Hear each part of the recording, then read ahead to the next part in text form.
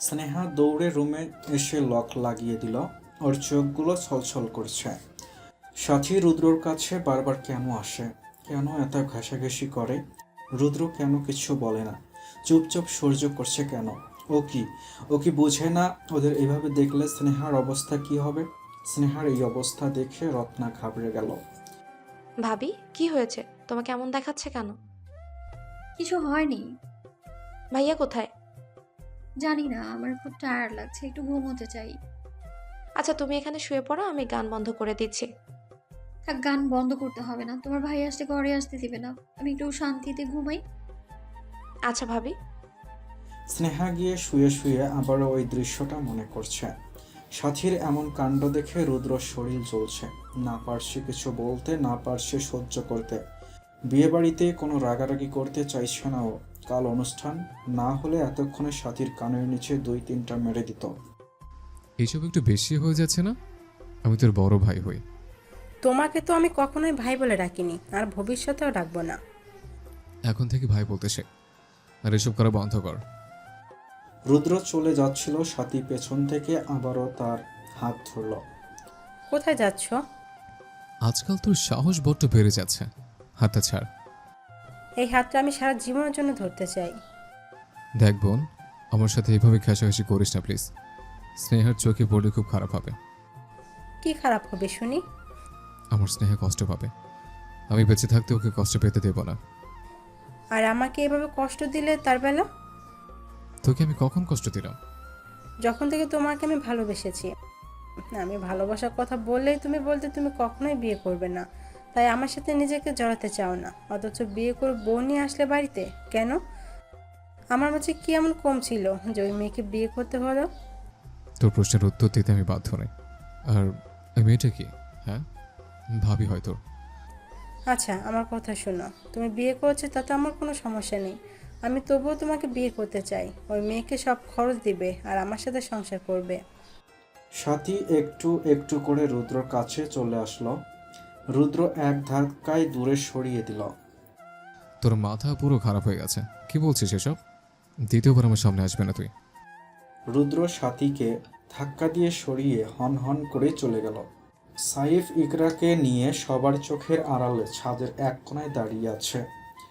আমাকে এখানে নিয়ে আসলে কেন? একটু প্রেম করার জন্য। থু, কাঁচা মাংসের কি বাজে গন্ধ। কি করব বলো, আজকের জন্য আমি কসাই হয়ে গেছি। তাহলে কষাইয়েই থাকো, হাজবেন্ড হতে আসছো কেন? আচ্ছা শোনো না, কি? একটা কিসিমিসি দাও না। ছি ছি, যাও এখান থেকে। হাত পায়ের কি অবস্থা, আমার তো বমি আসছে। তুমি এভাবে বলতে পারলে? পারলাম। আচ্ছা চলে যাচ্ছি আমি। শোনো, হুম, মাথাটা নিচু করো। করলাম। লাবু। Love you two.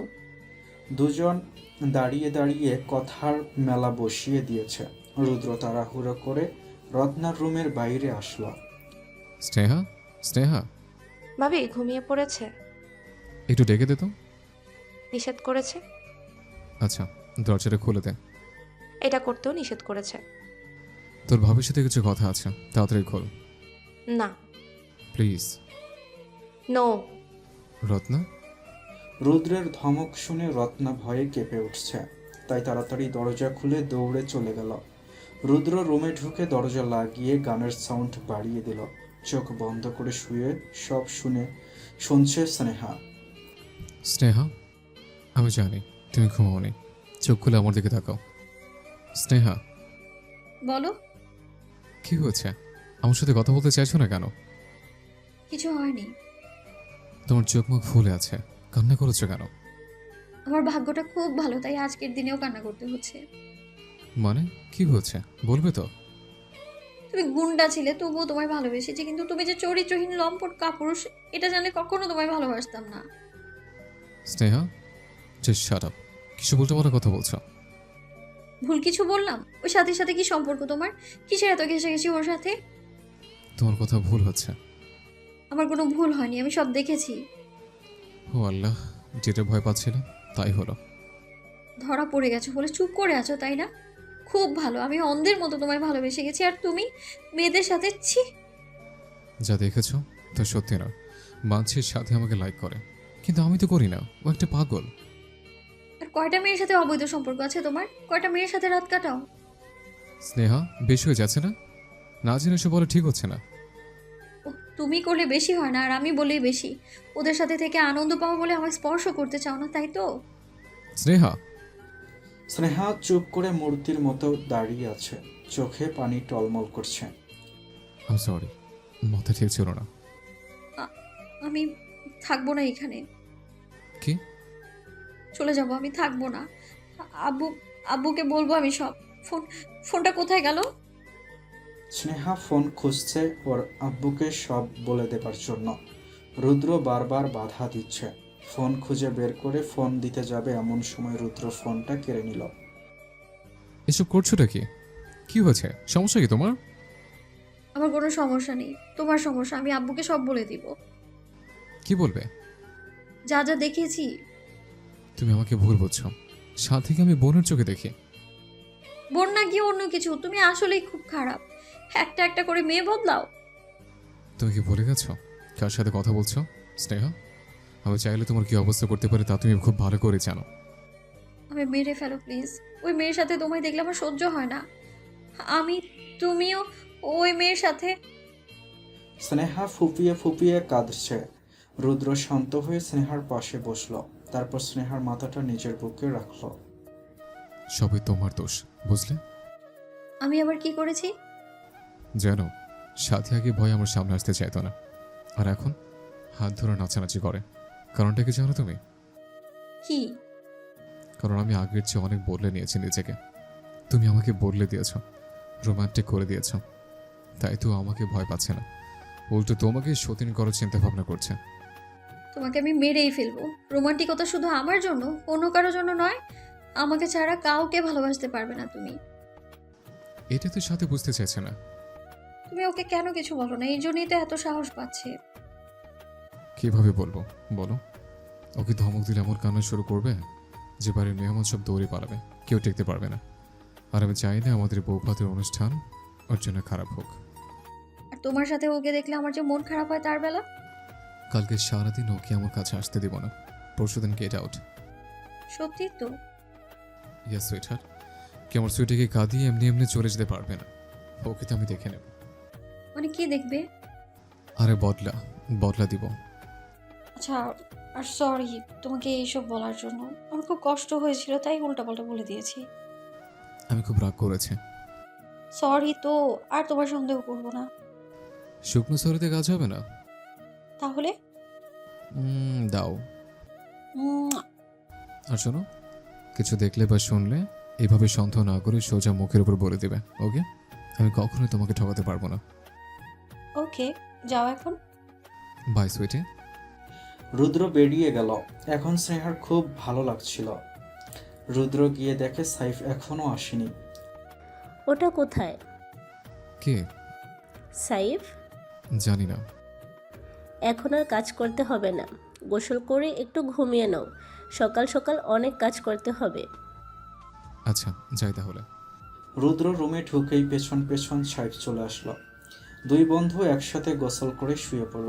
ঘুম আসছে না, তাই স্নেহার মোবাইলে ফোন করলো। ফোন বাজছে। স্নেহা ফোন ধরলো। হ্যাঁ বলো। তোমার ননদ দূরে কি তোমার পাশে? হ্যাঁ। বের করো। মানে? দুটোকে ঘাট ধরে বের করে দাও। এসব কি বলছো? পারবে না তো? না। তাহলে ফোনের স্পিকার বাড়াও। করেছি। প্রিয় আমার মিষ্টি বোনেরা, আশা করি আপনারা শুনতে পাচ্ছেন। আপনাদের ভাইয়েরা ভাবিদের সাথে কিছু পার্সোনাল কথা বলবে। দয়া করিয়া আপনারা নিজেদের স্থান ত্যাগ করুন। আমি জানি আপনারা এমনি এমনি যাবেন না, তাই আমি ঠিক করেছি আপনাদের সিনেমা দেখাতে নিয়ে যাব। আশা করছি এবার চলিয়ে যাবেন। দুই বোন খুশিতে লাফিয়ে উঠল, তারপর অন্য রুমে চলে গেল। এখন চারজন প্রেমালাপ শুরু করে দিয়েছে। সারা রাত কথা বলতে বলতে কাটিয়ে দিল। সবাই ফজরের নামাজ আদায় করে একটু আলো ফুটতেই রান্না বসিয়ে দিল। আবারও শুরু হলো একটা হইচই যুক্ত শুভ সকাল। সবাই মন দিয়ে কাজ করছে। এদিকে গ্যাস নেই, তাই বড় বড় লাকড়ি দিয়ে রান্না করছে। স্নেহা, ইকরা, রত্না, শিউলি আরও কিছু মেয়ে এসে এক হয়েছে। সবাই ছাদে দাঁড়িয়ে দাঁড়িয়ে এইসব দেখছে। রুদ্র আর সাইফের নাই নাই অবস্থা। স্নেহার বাবা রুদ্রের বাবার সাথে বসে বসে কাজ দেখছে, কে কোনটা করবে বলে দিচ্ছে। ইকরার মা আর ফুপ্পি রান্নাঘরের কাজ ধরছে। সকাল সকাল খিচুড়ি আর গরুর মাংস রান্না হবে। কেউ বসে নেই, সবাই কিছু না কিছু করে যাচ্ছে। সবাই সকালের নাস্তা করে আবারও কাজে মন দিল। সাথী বারবার রুদ্রের কাছে যাচ্ছে, রুদ্র ওকে এড়িয়ে যাচ্ছে। ব্যাপারটা চোখ এড়ায়নি স্নেহার। ও মুখটা কালো করে দেখছে সাথীর কাণ্ড। 11টা বাজে। স্নেহারা বসে বসে গল্প করছে। এমন সময় স্নেহার শাশুড়ি আসলো। স্নেহা, জি মা। আসো তো আমার সাথে। আর ইকরা, হ্যাঁ আন্টি। তুমিও আসো, তোমার শাশুড়ি মা ডাকছে তোমাকে। ইকরা আর স্নেহা সোজা রুদ্রের মায়ের ঘরে চলে গেল। রুদ্রের মা আলমারি খুলে দুটো শাড়ি আর কিছু গহনা হাতে নিল। একটা শাড়ি সাইফের মায়ের হাতে দিল। সাইফের মা শাড়িটার গায়ে হাত বুলিয়ে দেখছিল। এটা আমার বিয়ের শাড়ি, এই নাও, এটা পরো। তুমি এগুলো পরলে খুব ভালো লাগবে আমার। জি মা, আমি অবশ্যই এটা পরবো। আজকাল মেয়েরা ঘাগরা বা লেহেঙ্গা পরে বিয়ে বউ ভাতে এইসবই করে। আমারও ইচ্ছে আমার ছেলের বউ আমার বিয়ের শাড়িটা বউ ভাতে পরবে। সবাই পরে বলে আমাকে ওইসব পরতে হবে। ওইসব ঘাগরা লেহেঙ্গার চেয়ে শাড়িটা আরো বেশি সুন্দর মা। তোমরা দুজনে খুব মিষ্টি, একদম আমাদের মনের মতো। যাও যাও, তাড়াতাড়ি তৈরি হয়ে নাও তোমরা, মেহমানরা চলে আসছে আর বউ দেখতে চাইছে। আর দেরি করো না, রত্না আর শিউলিকেও একটু তৈরি করে দিও। আচ্ছা মা। ওরা হাতে শাড়ি নিয়ে রুমে চলে গেল। রত্না, শিউলি আর ওদের বান্ধবীরা এখনো বসে বসে গল্প করছে। সবাইকে বের করে বিছানায় শাড়িগুলো রেখে দিল। রত্না আর শিউলিকে জোর করে ধরে স্নেহাদের সাথে গোসল করতে নিয়ে গেল। ওরা বাথরুমে ঢোকার পর রুমে সাথীর আগমন। সাথী এক নজরে তাকিয়ে আছে লাল রঙের শাড়িটার দিকে। এই শাড়িটা ওর পাওয়ার ইচ্ছা ছিল। সেই ছোট্ট থেকে শুনেছে খালামণি বলেছে এই শাড়িটা ছেলের বউকে দেবে। আজ রুদ্র ওকে একটু ভালোবাসলেই সব ওর হতো। ওর চোখের সামনে রুদ্র অন্য কাউকে নিয়ে সুখে থাকবে, এটা সে কিছুতেই হতে দেবে না। স্নেহাকে কষ্ট দিয়ে রুদ্রের জীবন থেকে সরাতে হবে, যেভাবেই হোক এটা করবে সে। এইসব চিন্তা ভাবনা ঘোরাঘুরি করছে সাথীর মাথায়। সাথী বিছানা থেকে শাড়িটা তুলে হাতে নিল। কেমন যেন এক অজানা কষ্ট লুকিয়ে আছে ওর ভেতর।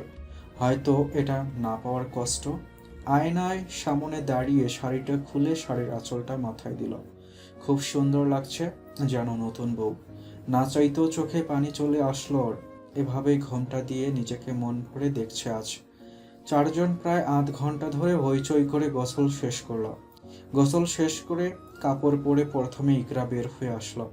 এসে দেখে ওদের রুমে সাথী শাড়িটা নিয়ে মাথায় ঘোমটা দিয়ে দাঁড়িয়ে আছে। এটা দেখে ইকরা স্নেহাকে ডাকলো। স্নেহা, তাড়াতাড়ি এসে দেখ কি হয়েছে। স্নেহা ভয় পেয়ে তাড়াতাড়ি বেরিয়ে আসলো। পেছন পেছন রত্না, শিউলি ও আসলো। দেখ। আপনি এখানে? কেন? এখানে আসতে হলে তোমার অনুমতি নিতে হবে নাকি? না, তবে অন্যের জিনিসে হাত দিতে তার অনুমতি লাগে, এটা নিশ্চয়ই আপনি জানেন। কিন্তু আমি তো অন্যের জিনিসে হাত দিচ্ছি না। এটা তো তোমার, যতটা অধিকার আছে আমার ততটা আছে।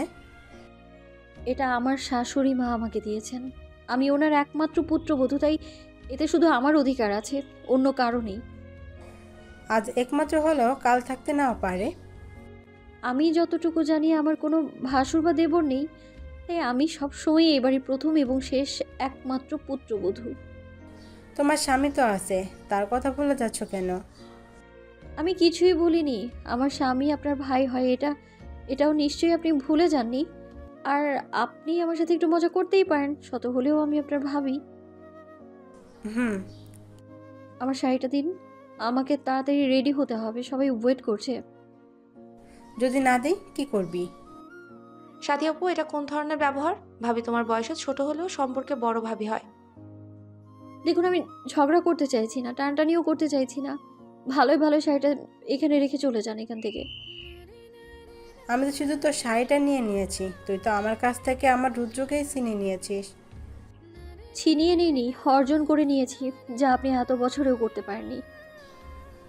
তোর মতো মেয়েদের মতো আমি শরীর দেখে ছেলেদের বশ করতে পারি না। তোদের তো জন্মেরই। Just shut up. বয়সে বড় বলে এত কিছু সহ্য করেছি, আর একটা কথাও সহ্য করব না আমি। সাচির এই ধরনের কথায় রত্না রেগে গেছে। শিউলিকে নিয়ে রুম থেকে বেরিয়ে গেল রত্না। বললে কি করবি শুনি? তোদের মতো মেয়েদের খুব ভালো করে চিনি আমি। শুধু বড় বড় লেকচার, বিয়ে ভেঙে গেছে বলে আমার রুদ্রের গলায় ঝুলে পড়েছিস। লজ্জা করলো না তোর? আচ্ছা, আমি এখানে বসি, আপনার কথা বলা শেষ হলে দয়া করে শাড়িটা রেখে চলে যান। মেয়ের কি ভাব মাইরি! একটা কথা বলতো, তোর বিয়ে কি এমনি এমনিতে ভেঙে গেছে, নাকি সবটাই তোর বাবার প্ল্যান ছিল? রুদ্রের মতো বড় বাড়ি, সয় সম্পত্তি দেখে বাপ মেয়ের লোভ সামলাতে পারিসনি বুঝি? আপু প্লিজ, আমার বাবাকে কিছু বলবেন না, যা বলার আমাকে বলুন। আহারে কি নাটক! এভাবেই কিছুক্ষণ সাথী স্নেহাকে বাজে বাজে কথা বলল। স্নেহা চুপচাপ শুনল আর শুধুই চোখের পানি ফেলল। বাড়িতে প্রচুর মেহমান, তাই স্নেহা কিছু বলছে না। কিছু বললে শ্বশুর বাড়ির বদনাম হবে, যা স্নেহা চায় না। ইকরাও মন খারাপ করে চুপ করে দাঁড়িয়ে আছে। কথা বললেই ঝামেলা হবে, তাই কথা বলা শেষ করে সাথী শাড়িটা নিয়ে বেরিয়ে যাবে এমন সময় দেখে রুদ্র দরজার সামনে দাঁড়িয়ে আছে। তো তুমি এখানে? আমার কথা বাদ দে, তুই এখানে কি করছিস? আমি তো স্নেহাকে সাজিয়ে দিতে এসেছিলাম।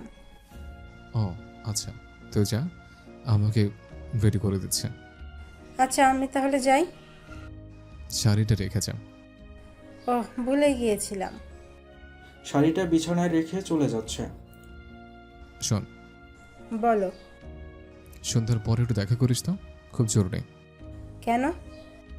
Surprise. Okay, see you sweetheart. খুশির ঠেলায় হাসতে হাসতে সাথী চলে যাচ্ছে। রুদ্রকে দেখে ইকরাও বেরিয়ে গেল। রুদ্র শান্ত হয়ে স্নেহার পাশে গিয়ে বসলো। কান্না করছে কেন স্নেহা? হুম। এভাবে কান্না করছে কেন? কই কান্না করছি না তো। আমি দেখতে পাচ্ছি সব। কি হয়েছে? কিছু হয়নি, তুমি গিয়ে সাথীর সারপ্রাইজের ব্যবস্থা করো, আমাকে নিয়ে চিন্তা করতে হবে না। ওটার ব্যবস্থা করা হয়ে গেছে। ও খুব ভালো। তাহলে এখানে কি করছো? বাইরে যাও, সাথীর সাথে কথা বলো গিয়ে। ওর ব্যবস্থা আমি পরে করছি, আগে আসো তো, তোমাকে তৈরি করে দিচ্ছে, সবাই তোমাদের খুঁজছে। লাগবে না, যাও এখান থেকে। আসো বাবুটা, কাছে আসো, অনেক আদর করে দিব। রুদ্র দরজা লাগিয়ে স্নেহাকে জোর করে শাড়ি পরিয়ে দিল। স্নেহার মনটা খুব খারাপ হয়ে আছে। রুদ্র দেখতে পাচ্ছে স্নেহার ওর ওই দুটো চোখে ওর প্রতি কত অভিযোগ জমা হয়েছে, কিন্তু স্নেহা চুপ করে আছে, কিছুই বলছে না। রুদ্র দুই হাতে স্নেহার গাল আঁকড়ে ধরল। কি হয়েছে বলো আমাকে, মন খারাপ? না। তাহলে? আমি খারাপ, খুব খারাপ মেয়ে আমি। চুপ, একদম চুপ, এই কথা আর কখনো বলবে না। চলো বাইরে যাই, সবাই এসে গেছে, অলরেডি খাওয়া শুরু হয়ে গেছে। তুমি যাও, আমি চুলগুলো শুকিয়ে আসছি। ভেজা চুলে বাইরে গেলে মানুষ কি বলবে? তাড়াতাড়ি আসো, আমি নিচে অপেক্ষা করছি। হুম। রুদ্র বেরিয়ে গেল। স্নেহা একটু শান্ত হয়ে বসল। রুদ্রকে আবারও সন্দেহ করাটা ঠিক হবে না। আমি জানি রুদ্র আমাকে কতটা ভালোবাসে। একটা বাইরের মেয়ের কথায় আমার কেন এত কষ্ট হচ্ছে? যা কিছু হয়ে যাক, আমি সবার সামনে ঠিক থাকব, হাসি খুশি থাকব। স্নেহা মনকে শান্ত করে রাখল। কিছুক্ষণ পর ইকরা, রত্না আর শিউলি আসলো মেকআপের জিনিসপত্র নিয়ে। স্নেহা না সাজলেও এইসব ভালো পারে। এইসব দেখে স্নেহার মন ভালো হয়ে গেল, তাই ওদের সাজিয়ে নিজেও একটু সেজে নিল। রুদ্রের কাকিমা স্নেহাকে এক জোড়া হাতের বালা দিল। এটা পেয়ে স্নেহা খুব খুশি হলো। সবাই মিলে সেজেগুজে বেরিয়ে আসলো প্যান্ডেলে। ওদের বসার জন্য আলাদা প্যান্ডেল সাজানো হয়েছে। স্নেহাকে নিয়ে রুদ্রর পাশে বসানো হলো, আর ইকরাকে সাইফের পাশে। রুদ্রের ঘাড়ে হাত রেখে সাথী সেলফি তুলতে ব্যস্ত। স্নেহা নিচের দিকে তাকিয়ে আছে, না পারছে কিছু বলতে আর না পারছে সইতে। মেহমানদের সংখ্যা বাড়ছে, তেমনই প্যান্ডেলে ভিড় বাড়ছে। রত্না, শিউলি ওদের কাজিন আর বান্ধবীরা মিলে ওদের পাশে দাঁড়িয়ে দাঁড়িয়ে পাহারা দিচ্ছে। একজন একজন করে সবাই দেখে নিল নতুন বউদের। খাওয়া দাওয়া আর বউ দেখার পর্ব চলল বিকেল পর্যন্ত। এর মাঝে ওরা চারজন দুপুরের খাবার খেয়ে নিয়েছে। বিকেল হয়ে গেছে, লোকজনের ভিড় কমে গেছে। স্নেহা একা একা ব্যালকনিতে দাঁড়িয়ে আছে আর দেখছে রুদ্র কেমন করে সাথীর সাথে হেসে হেসে কথা বলছে। সাথীর বলা কথাগুলো স্নেহার কানে এসে বাজছে। ও কিছুতেই ভুলতে পারছে না সাথীর বলা কথাগুলো। এমন সময় সাইফ আসলো। স্নেহা, ইকরা কোথায়? দেখেছো ওকে? হয়তো রত্নাদের সাথে। আচ্ছা, দেখছি আমি। সাইফ চলে যাচ্ছিল, এমন সময় স্নেহা সাইফকে ডাকলো। ভাইয়া শুনুন। কিছু বলবি? বলবো, কিন্তু আপনি রুদ্রকে কিছু বলতে পারবেন না, প্রমিস করুন। কিন্তু আপনি আমাকে ছোট বোন মনে করলে আমার কথাটা রাখবেন। আচ্ছা বলো, আমি আমার বোনের সব কথা রাখবো, প্রমিস। আমি খেতে চাই। কে? ওই যে মানুষ বেশি কষ্ট পেলে খায়, বেশি খুশি হলে খায়, হুইস্কি। আরে ওই যে খেলে মাতাল হয়ে যায়, যে সব কষ্ট ভুলে যায়, যে ওটা দিয়ে কি করবে? এনজয় করবো আমি আর রুদ্র। তাহলে ওটা রুদ্রকে জানানো নিষেধ কেন? ওটা সারপ্রাইজ ওর জন্য। সত্যি তো? হুম। শুধু আজকের জন্য আমি এনে দেব, কিন্তু কেউ যেন না দেখে ওকে। হুম। আচ্ছা, রাতে পেয়ে যাবে। এখন যাই আমি। সাইফ বেরিয়ে গেল। স্নেহা এখনো দাঁড়িয়ে আছে। আজ রাতে রুদ্র সাথীর কাছে গেলে স্নেহা ড্রিঙ্কস করবে সারা, তাহলে আর এত কষ্ট হবে না। বিকেলের পর থেকেই রুদ্র সাথীকে নিয়ে ব্যস্ত। আজকে ওদের রুমটা ফুল দিয়ে সাজানো হচ্ছে। স্নেহা আর ইকরাকেও হালকা সাজুগুজু করিয়ে দিল। এইদিকে সাথীও সুন্দর করে সেজে রুদ্রর সামনে এসে দাঁড়ালো।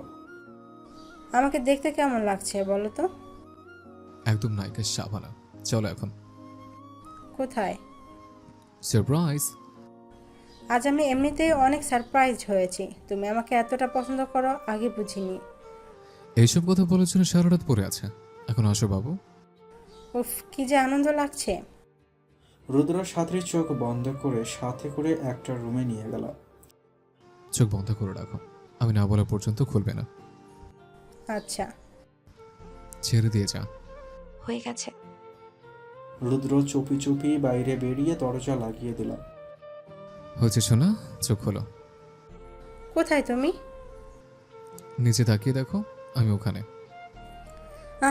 মা! সাথী ভয়ে চিৎকার করছে। এইসব ওর পরাণ যায় যায় অবস্থা। আমার স্নেহাকে আর কখনো কষ্ট দিতে আসবে না রাক্ষসী। নে, এবার সারা রাত ডান্স করো ওদের সাথে। রুদ্র প্লিজ বাঁচাও আমায়, খুব ভয় লাগছে। রত্না আর শিউলি ওই রুমের সামনে ফুল সাউন্ডে গান লাগিয়ে দিল, যেন কেউ সাথীর চিৎকার শুনে ছুটে না আসে। আসলে যখন সাথী স্নেহাকে ওইসব বলে, তখন রত্না আর শিউলি গিয়ে রুদ্রকে সব বলে দেয়। এইসব শুনে রুদ্র ছুটে আসে স্নেহার কাছে। ও এসে শুনেছিল সাথী স্নেহাকে কি বলেছে। তখন বাড়ি ভর্তি মেহমান ছিল, তাই রুদ্র কিছু বলেনি। না বোঝার ভান করে সাথীর সাথে হেসে হেসে কথা বলছে। আর এখন বাড়িতে তেমন মেহমান নেই বলে সাথীকে শাস্তি দিল। রুদ্র বোনদের সাথে বসে বসে হাসাহাসি করছে। এদিকে স্নেহা মুখ ফুলিয়ে বসে আছে, কারণ ও দেখেছে রুদ্র সাথীর সঙ্গে একটা রুমে ঢুকেছে। এটা দেখে সাথে সাথেই দৌড়ে চলে আসে। সব কিছু কেমন যেন এলোমেলো লাগছে। স্নেহা রুদ্রর সাজানো রুমে বসে আছে। এমন সময় দরজায় টোকা পড়ল। স্নেহা গিয়ে দরজা খুলে দিল। সাইফ এসেছে। এই নাও, লুকিয়ে রাখো, কেউ যেন না জানে। এখন বাই। হুম। সাইফ একটা বোতল স্নেহাকে দিয়ে আরেকটা বোতল নিজের রুমে নিয়ে গেল। স্নেহা রুমে এসে আর দেরি না করে দরজা লাগিয়ে ড্রিঙ্কস করতে বসে গেল। ঢকঢক করে অনেকখানি খেয়ে নিল। এখন সব ওর মাথার ওপর দিয়ে যাচ্ছে। পুরো মাতাল হয়ে গেছে সে। কিছুক্ষণ পর রুদ্র আসলো রুমে। এসে দেখে বিছানায় স্নেহা নেই।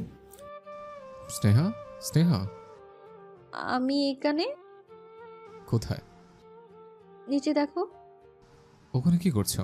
আর এসব কি? সেলিব্রেট করছি। কিসের? আমার রুদ্র অন্য মেয়েদের কাছে যায় কিন্তু আমার কাছে আসে না, আমার কষ্ট হয় তাই। কি বলেছে এসব? আমি দেখেছি তো, সব দেখেছি। আচ্ছা চলো উপরে যাই। না, আমি আরো খাবো, খেতে খেতে মাতাল হব। এমনিতে মাতাল হয়ে গেছো, আর খেতে হবে না, চলো। না না, তুমি খাবে? একটু খাও না, একটু খাও। স্নেহা অনেক জোরাজুরি করে রুদ্রকে অনেকটাই খাইয়ে দিল। তারপর আরেকটু রুদ্র ইচ্ছে করেই খেল। এখন দুই মাতাল একসাথে জাপটে ধরে বসে আছে। আহ! কি হলো, কাঁদছো কেন? তুমি কেন ওই বাজে সাথে সাথে হেসে হেসে কথা বললে?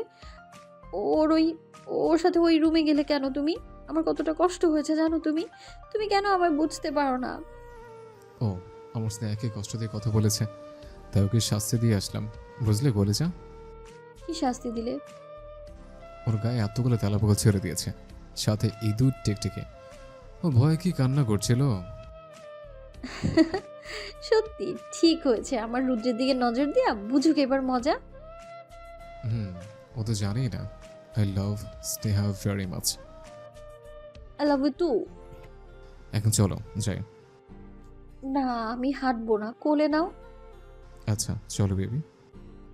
রুদ্র নিজেই উঠতে পারছে না, তারপরও স্নেহাকে কোলে তুলে হেলে তুলে বিছানায় নিয়ে শুইয়ে দিল। স্নেহাকে শুইয়ে রুদ্র উঠতে যাবে এমন সময় স্নেহা রুদ্রর হাত ধরে ফেলল। কি হয়েছে, কিছু বলবে আমার পিচ্ছিটা? আমি একটা জিনিস চাই, তুমি আমায় দেবে? তোমার কি চাই বলো, আমি সব এনে দেবো। আমায় ছুঁয়ে প্রমিস করো। প্রমিস। স্নেহা রুদ্রর হাতটা শক্ত করে ধরে ওর পেটে নিয়ে রাখলো। এখানে কি হয়েছে, ব্যথা? আমার একটা বাবু চাই রুদ্র, আমি তোমার সন্তানের মা হতে চাই, যার মাঝে তোমার অস্তিত্ব থাকবে। এটা সম্ভব না। আমায় ছুঁয়ে প্রমিস করেছো তুমি, কথা না রাখলে? কিন্তু কোনো কিন্তু না, আমাকে মায়ের স্বাদ গ্রহণ করতে দাও প্লিজ। এইটুকু দয়া করো আমার প্রতি। আমি আর পারছি না নিজের মনকে সান্ত্বনা দিতে, আর এইভাবে তোমায় ছাড়া বাঁচতেও ইচ্ছে করে না আমার। তাহলে তো অনেক ভালোবাসা নিতে হবে, অনেক অত্যাচার সহ্য করতে হবে এই ভিলেনের। আমি প্রস্তুত তোমার সব অত্যাচার সারা জীবন বহন করার জন্য। তুমি শুধু সারা জীবন আমার হয়ে থেকো, কখনো ছেড়ে যেও না। সত্যি ভেবে বলছো আমার সব অত্যাচার বহন করবে? হ্যাঁ। তাহলে আজ থেকে দিনগুলো শুরু করে দাও, খুব দ্রুতই তোমাকে আম্মু বানিয়ে দেবো, আমার পেচিটাও মা হবে। হঠাৎ করেই স্নেহা লজ্জা পেতে শুরু করলো। রুদ্র একটু একটু করে ওর একদম কাছে চলে গেল। স্নেহার নিঃশ্বাস খুব দ্রুত বেড়ে যাচ্ছে, চারপাশে ফুলের গন্ধে মাতাল হয়ে যাচ্ছে ওরা। আজ দ্বিতীয়বারের মতো ওরা এক হতে চলল। রুদ্র আর দেরি না করে স্নেহার গোলাপি লিপস্টিক দেওয়া ঠোঁটগুলো আঁকড়ে ধরল। সাইফ চুপচাপ বসে আছে পাশেই, বেঘরে ঘুমাচ্ছে ইকরা। আজও বাহানা দিয়ে ঘুমিয়ে পড়ল। সাইফের খুব মন খারাপ, কত কিছু ভেবেছিল কিন্তু কিছুই হলো না। সব ভাবনায় পানি ঢেলে শান্তিতে ঘুমিয়ে আছে ইকরা। মাঝরাত হয়ে গেছে কিন্তু সাইফের চোখে ঘুম নেই। হঠাৎ করেই ঘুম ভেঙে যায় ইকরার। চোখ মেলে তাকিয়ে দেখলো সাইফ এখনো বসে আছে। কি হয়েছে, উঠে বসে আছো কেন? কিছু হয়নি। শরীর খারাপ লাগছে? না, তুমি ঘুমাও। গাল দুটো এমন গোল গোলার মতো করে রেখেছো কেন? এমনি, তুমি ঘুমাও। আমি তোমার সাথে ঘুমাবো, তোমার বুকে, নয়তো ঘুম আসে না। কাল থেকে আমি অন্য রুমে ঘুমাবো, থাকবো না এখানে তোমার সাথে। কেন, কি হয়েছে তোমার? এইসব বলছো কেন? আমি এখানে থেকেও যা, না থেকেও তা। আমার ইচ্ছে করছে এক্ষুনি চলে যেতে। আমি ঢাকা চলে গেলে থেকো একা একা। সাইফ উঠে চলে যাচ্ছিল, ইকরা গিয়ে সাইফের হাত ধরল। ছাড়ো, ভালো লাগছে না। কি করেছি আমি? তুমি কিছুই করনি, সবই আমার ভাগ্য যে তোমার মতো একটা বাচ্চা মেয়েকে আমি বিয়ে করেছি, যার আমাকে বাবা ডাক শোনানোর ক্ষমতাও নেই। সাইফ, ভুল কিছু বলেছি? তোমার সন্তান আসবে, আমাকে একটু সময় দাও, আমি এখনো প্রস্তুত না। ওটাই তো, ওই সময়টাই তো হাতে নেই। গুন্ডামি করতে করতে অর্ধেকটা জীবন শেষ করে দিয়েছি। এখন আমি বাঁচতে চাই, সব সুখ পেতে চাই। আমি বুড়ো হলে আমাকে বেবি দেবে? তখন আমার বেবি আমাকে আব্বু ডাকবে নাকি দাদু ডাকবে? হ্যাঁ, এটা তো ভেবে দেখিনি। তা এখন ভাবো। তুমি তো এমনিতেই বুড়া। একদম হাসবে না বলে দিলাম। দূর, থাকবোই না এখানে। আরে শোনো একটা কথা, হুম, আমি তোমাকে একটা বেবি গিফট করলে তুমি আমাকে কি দিবে? যা চাইবে সব। তোমার যা যা চাই সব দেব। শুধু তুমি আমাকে আমার একটা ইচ্ছে পূরণ করে দাও। ওকে, মনে থাকে যেন। আমি যা চাইবো তাই যেন পাই। তুমি কি সিরিয়াস? বেবি নিতে প্রস্তুত? প্রস্তুত। কান্নাকাটি করবে না তো? একদম শান্ত হয়ে থাকবে? হবে, থাকবো।